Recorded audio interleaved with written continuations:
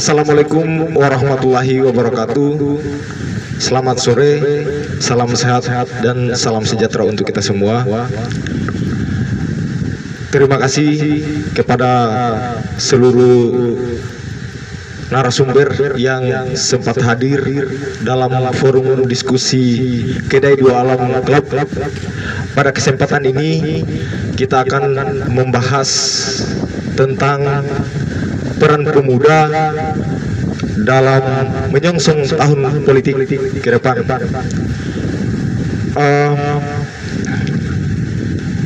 Alasan mengapa kemudian kami menyelenggarakan kegiatan ini karena kami ingin para pemuda juga ikut membahas tentang isu-isu sosial dan isu-isu kenegaraan yang dikemas secara formal. Dan kemudian kenapa kami mengangkat tema tentang bagaimana peran pemuda dalam menyongsong tahun politik? Karena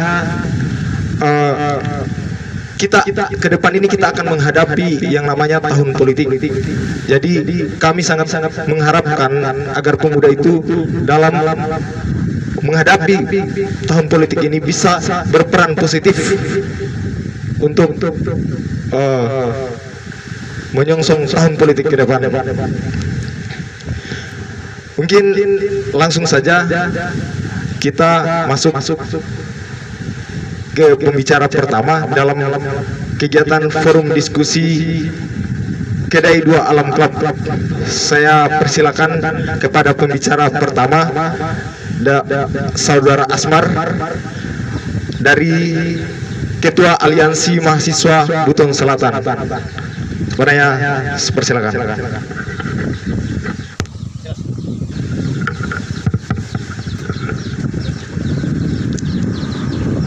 Bismillahirrahmanirrahim. Assalamualaikum warahmatullahi wabarakatuh. Sebelumnya terima kasih kepada Presiden Kedai Dua Alam Club yang telah memberikan kesempatan dan telah mengundang saya pribadi selaku Ketua Umum Aliansi Mahasiswa Buton Selatan. Mungkin di sini berbicara tentang tema kita adalah peran pemuda dalam menyongsong tahun politik. Sebelum kita masuk pada bagaimana penerapan kita kaum pemuda dalam peran kita ke depan di tahun politik, mungkin kita bahas terkait bagaimana pemuda itu. Berbicara tentang pemuda, menurut seorang tokoh dalam hal ini Taufik Abdullah menjelaskan terkait pemuda. Pemuda adalah orang baru di lingkungan masyarakat yang akan melakukan pembaharuan yang menuju orientasi yang lebih baik ke depan. Itu kalau berbicara terkait pemuda menurut tokoh tersebut. Namun kita lihat juga pada sisi lain bicara konteks pemuda, yang dimana bicara historis latar belakang sejarah pemuda mengenai dengan peristiwa yang dimana dibentuknya suatu organisasi Budi Utomo pada tahun 1908,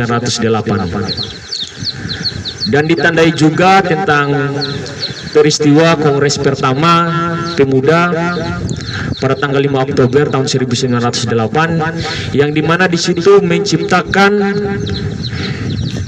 orientasinya, tujuannya pemuda itu bagaimana bisa mengkokohkan komitmen kebangsaan untuk mewujudkan pengajaran dan pertanian yang lebih orientasi pada masyarakat. Selanjutnya mengenai pemuda pada Kongres ke-2 yang kemudian melahirkan cinta tanah air, cinta bangsa dan cinta bahasa, yang dimana itu ditandai dengan Hari Sumpah Pemuda pada tanggal 28 Oktober tahun 1928. Selanjutnya juga pada peristiwa Rengas Dengklok, pemuda juga turut berperan dalam ikut serta untuk bagaimana mendesak Soekarno untuk secepatnya merumuskan teks proklamasi, yang dimana pada peristiwa itu pemuda selalu berperan dan membangun kesepakatan dengan golongan tua untuk bagaimana memproklamasikan kemerdekaan, merumuskan teks proklamasi kemerdekaan yang dibuat naskahnya di rumah Laksamana Maeda. Selanjutnya juga kita lihat pada peristiwa pemuda yang dimana ditandai dengan peristiwa digulingkannya Orde Baru menuju reformasi. Di situ juga pemuda turut berperan untuk bagaimana bisa menjawab segala tantangan keumatan dan kebangsaan.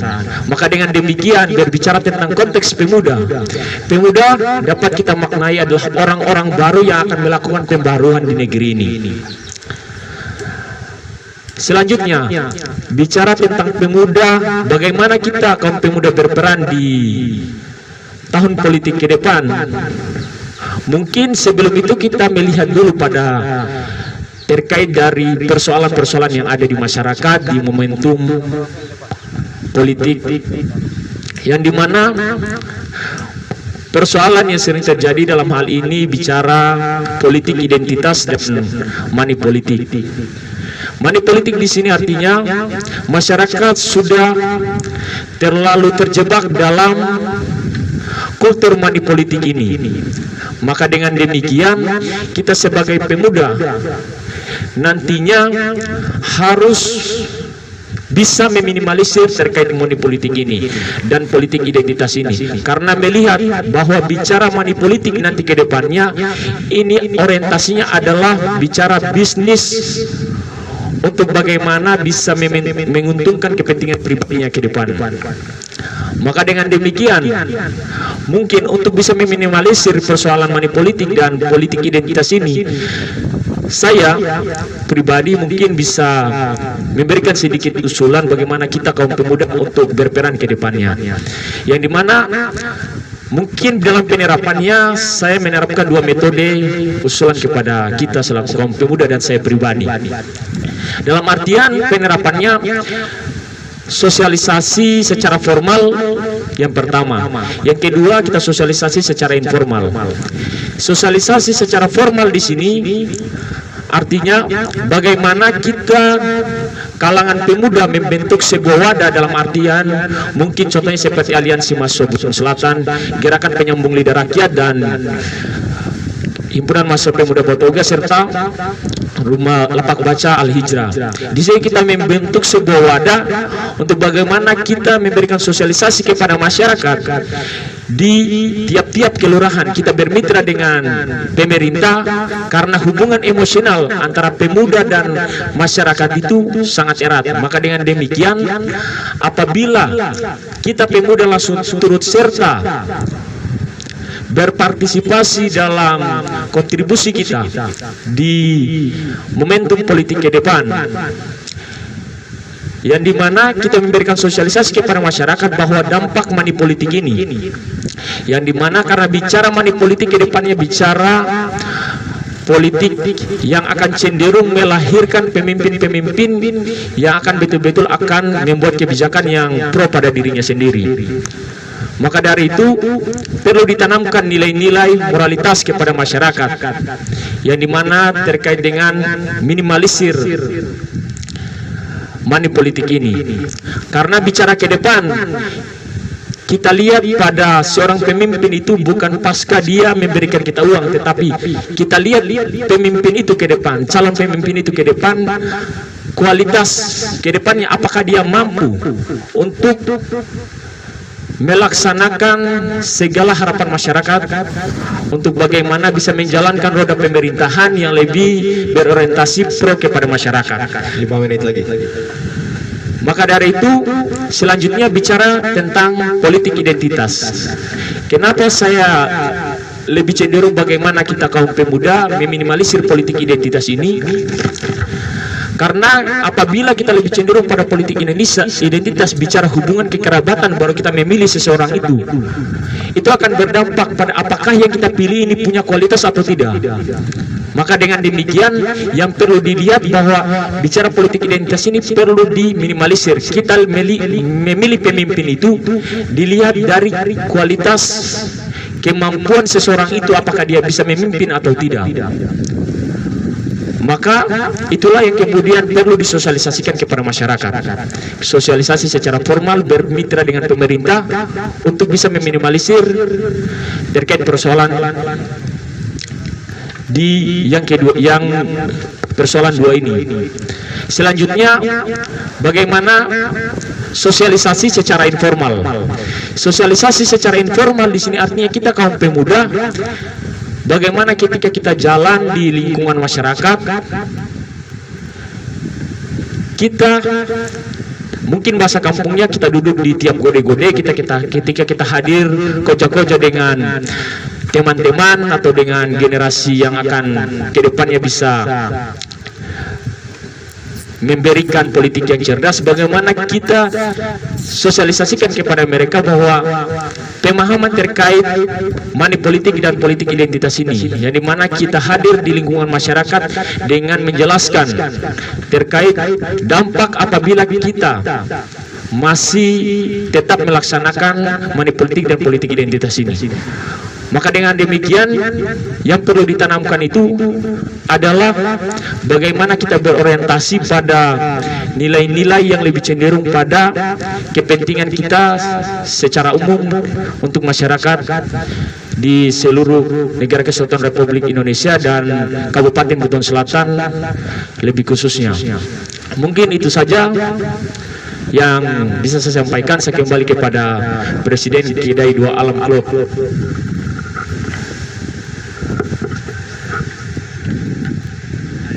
Baik. Itulah tadi pernyataan dari Saudara Asmar terkait dengan bagaimana peran pemuda dalam menyongsong tahun politik ke depan. Kita lanjut pada pemateri selanjutnya atau narasumber selanjutnya, Saudara Ardian sebagai Ketua Bidang Advokasi Hukum dan HAM Himpunan Mahasiswa Pemuda Batauga. Disilakan. Tes. Terima kasih atas kesempatan yang diberikan kepada saya. Pertama-tama saya ucapkan terima kasih kepada Presiden Klub Kedai Dua Alam pada kesempatan hari ini. Mungkin pertama-tama saya ucapkan Assalamualaikum warahmatullahi wabarakatuh. Sebelum saya masuk pada materi hari ini, tema kita tentang peran pemuda dalam menyongsong tahun politik. Maka kita perlu ketahui bahwa apa sih yang menjadi fungsi dasar seorang pemuda hari ini. Maka tadi sudah dijelaskan kepada Ketua MBS bagaimana itu sejarah pemuda, bagaimana orientasi pemuda. Maka kalau kita bicara tentang demokrasi, itu identik dengan kepemudaan hari ini. Ketika kita bicara tentang konstitusi, dalam undang-undang diatur dalam kepemudaan itu Undang-Undang Nomor 40 tahun 2009 tentang pemuda. Dijelaskan bahwa pemuda itu merupakan kekuatan moral, kontrol sosial, agen perubahan yang dapat memberikan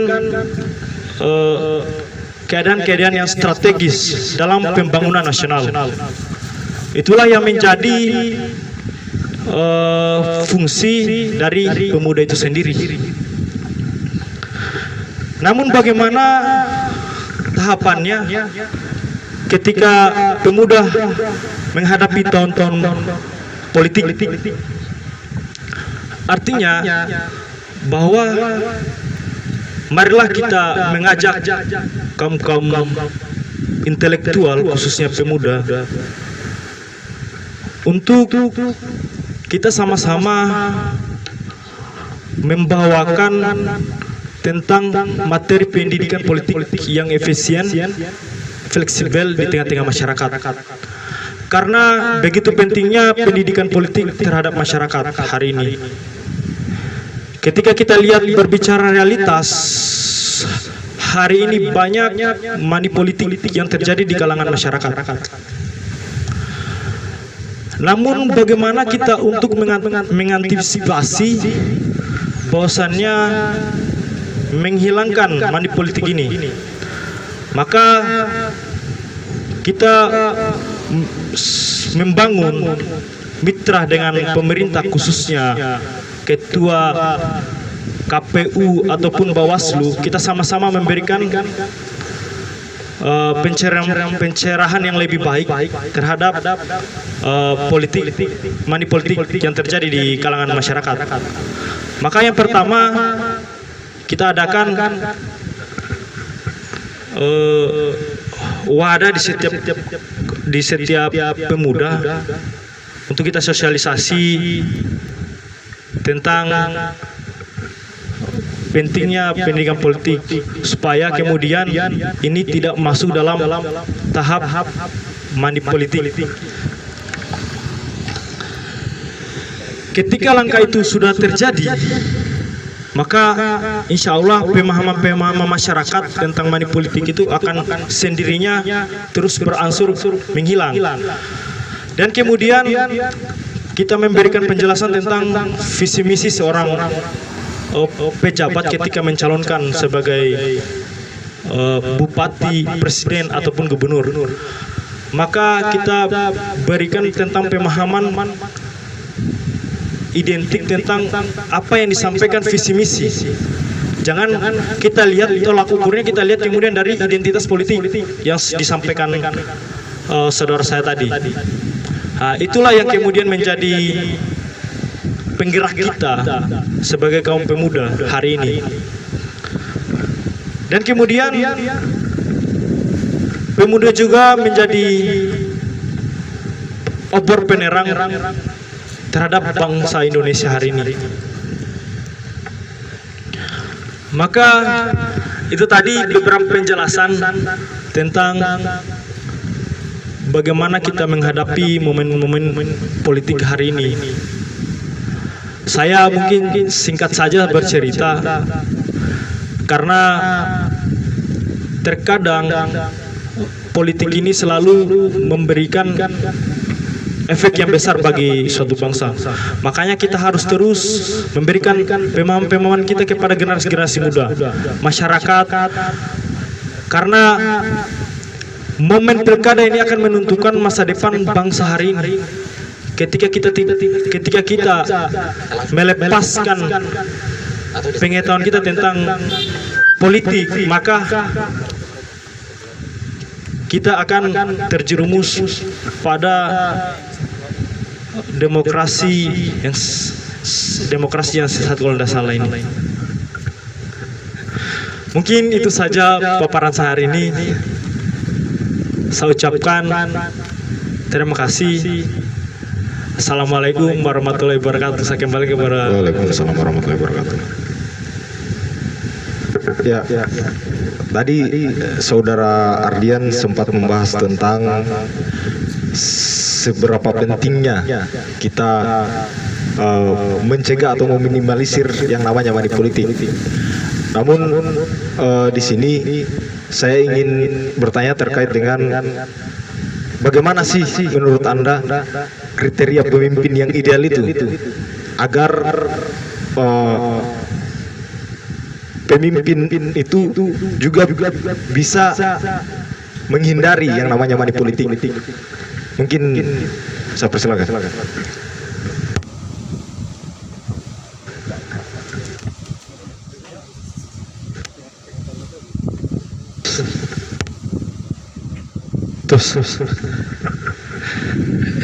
Iya, terima kasih. Ada yang menyampaikan bahwa bagaimana kita mencari pemimpin yang ideal dan tidak tertuang dalam money politik. Maka kita perlu ketahui dulu latar belakangnya seorang pemimpin. Bagaimana dia bersosialisasi kepada masyarakat, bagaimana pendekatannya tentang masyarakat.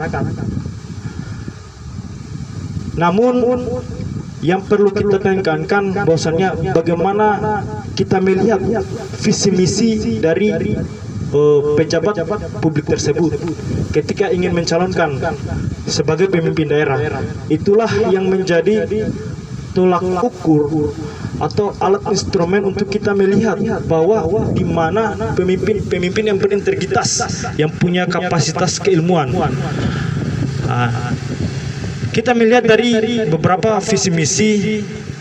Kemudian kita mengajak masyarakat bagaimana ketika ada kompetensi pilkada, debat kandidat. Nah, di situ kita harus meneropong penuh apa yang menjadi gagasan-gagasan baru untuk daerah. Nah, maka ketika kita memilih pemimpin yang ideal, maka kita melihat bagaimana pendekatan kepada masyarakat, bagaimana dia menyampaikan visi misi, gagasan. Nah, itulah yang menjadi tolak ukur. Mungkin sekian. Cukup. Itu pernyataan dari Saudara Ardian tentang bagaimana kriteria pemimpin yang ideal. Kalau menurut Saudara Asmar, kira-kira bagaimana sebenarnya pemimpin yang ideal? Cek. Bismillah. Kalau berbicara pemimpin yang ideal, menurut saya, ya bagaimana pemimpin yang ideal itu adalah pemimpin yang mampu menciptakan ide-ide yang lebih cenderung pada perkembangan sebuah negara pada umumnya dan pada khususnya mungkin di Kabupaten Buton Selatan.